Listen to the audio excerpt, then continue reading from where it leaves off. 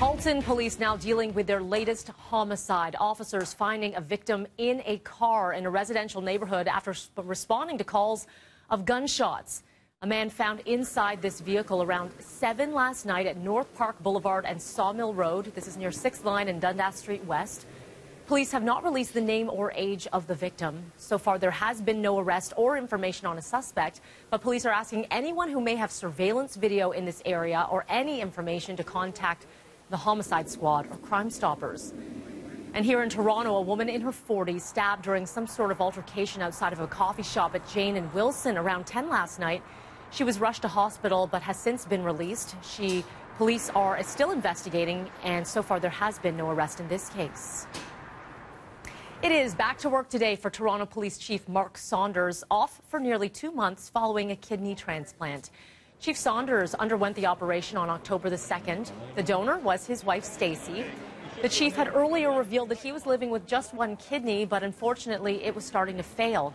His wife was a match and the operation a success. Deputy Chief James Raymer had been filling in for Saunders during his recovery. Well, former host with Access Hollywood, Billy Bush, back in the public eye, hitting back at Donald Trump after the president claimed the controversial 2005 Access Hollywood tape was fabricated. Now, Bush penned an opinion piece for the New York Times called, "Yes, Donald Trump, you did say that."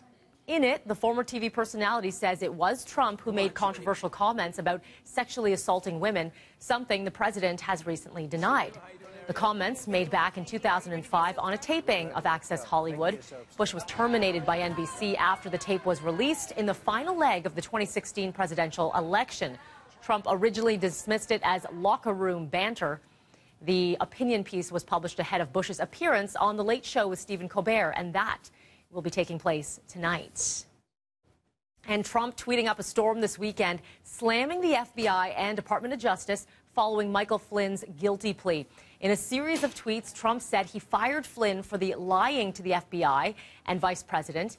And this sparked questions on when Trump found out. Originally, Trump had said he fired Flynn for being untruthful to the Vice President about contacts with Russia.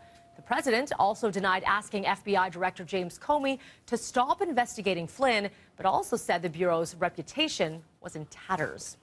Well, a lot of fanfare yesterday ahead of the implosion of the Pontiac Silverdome near Detroit.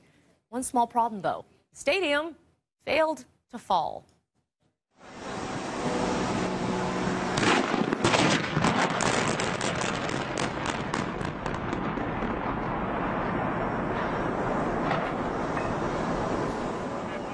Still standing. Okay, a lot of loud bangs, as you heard there. Dynamite going off around the base.